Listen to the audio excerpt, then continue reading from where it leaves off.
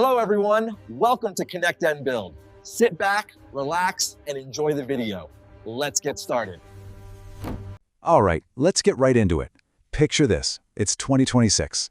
You're ready for an upgrade, and you're staring down the biggest decision in tech, the brand new iPhone 17 Pro Max or the Samsung Galaxy S25 Ultra. You've got the king of Apple's ecosystem on one side, and the absolute peak of Android's power on the other. This is a huge choice, and we're going to break it all down. Here's the most important thing to know right up front. This is not about me telling you which phone is the best. That's impossible, right? The whole point here is to help you figure out which of these amazing devices is the perfect fit for you, for the way you work, the way you create, and the way you live. And to do that, we're going to look at this through two different lenses, two different philosophies. On one side, we have the integrated creator.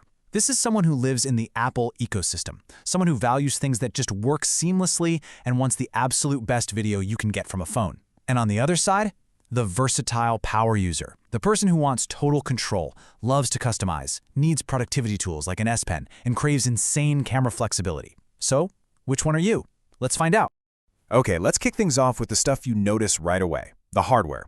We're talking design, that beautiful screen, and the raw horsepower humming away inside. This is really the foundation of your whole experience. You know, what's so interesting when you look at the specs is just how similar these phones look on paper. You've got Apple's A19 Pro chip going head-to-head with the Snapdragon 8 Elite for Galaxy. Both have these enormous, gorgeous 6.9-inch screens, and both are packing batteries right around that 5,000 milliamp hour mark. But, as we all know, the spec sheet never ever tells the whole story. And that's obvious the second you look at their screens. Apple is all about those natural, true-to-life colors paired with some of the most refined haptics in the business. It feels incredibly premium. Samsung, though, they go for the wow factor. We're talking insane peak brightness and those super vivid, punchy colors that look absolutely incredible for movies and make the screen so easy to see in direct sunlight. Now, what about keeping that screen on all day? Well, when it comes to battery life, the tests show a pretty clear advantage for the iPhone. During active, real-world use, it just keeps going, pushing towards 18 hours. If you're someone who gets that low battery anxiety, that is a huge point in Apple's corner. But, and this is a big but, Samsung has an answer for that. The phone might not last quite as long in heavy use, but it gets you back in the action way faster. That 45-watt wired charging is a lifesaver for those moments when you've only got like 15 minutes to juice up before you have to run out the door. All right, now for what is, for so many of us, the main event. The cameras. This is where people make their decision, and honestly, the approaches these two phones take could not be more different. It's the ultimate showdown, video quality versus pure photographic versatility. You can see that difference right here in the hardware specs.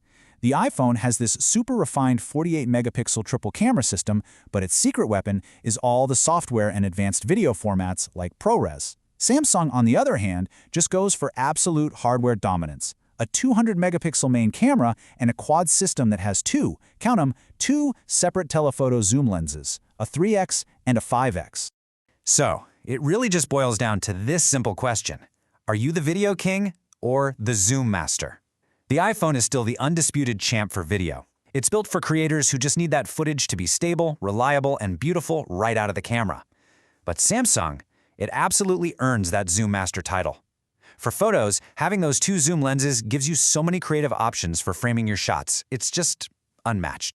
And hey, don't just take my word for it. The source material is pretty clear on this. When it comes to shooting video, especially for stuff you're posting on YouTube or Reels, the iPhone's footage just feels more solid and more reliable, time and time again.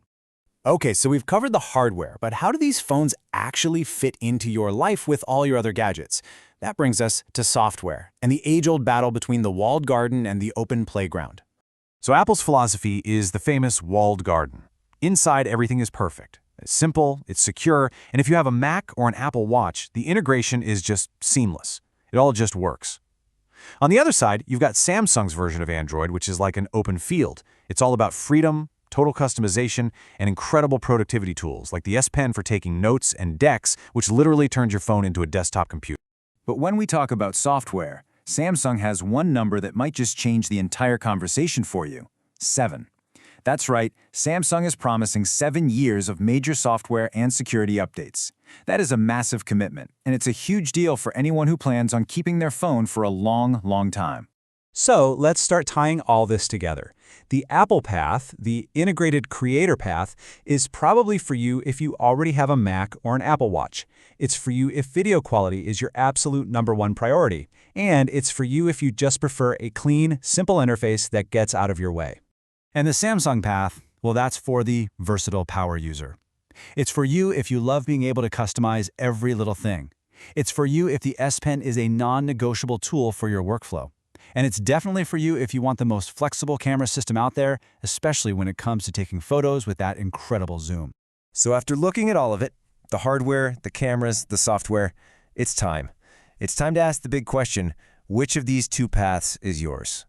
If we strip away all the noise and get right down to it, the choice is actually pretty clear. The iPhone 17 Pro Max is hands down the best phone for people who value a seamless ecosystem and want world-class video. The Galaxy S25 Ultra, on the other hand, is the champ for photographers and power users who need those unique productivity tools. So here you go. Here's your final checklist. 3 simple steps. First, look at what you already own. Are you deep in the Apple ecosystem? Second, be really honest with yourself. Do you shoot more photos or more videos? And third, what do you really want from your software? Effortless simplicity or ultimate customization? Answer those 3 questions and you'll know exactly which phone to get. And so, it all comes back to this one final question. Are you the integrated creator who values that perfect workflow and video perfection? Or are you the versatile power user who demands total flexibility, powerful tools, and the ultimate camera for photos? The best phone of 2026 isn't going to be the one with the biggest numbers on a spec sheet. It's going to be the one that best answers the question, who are you?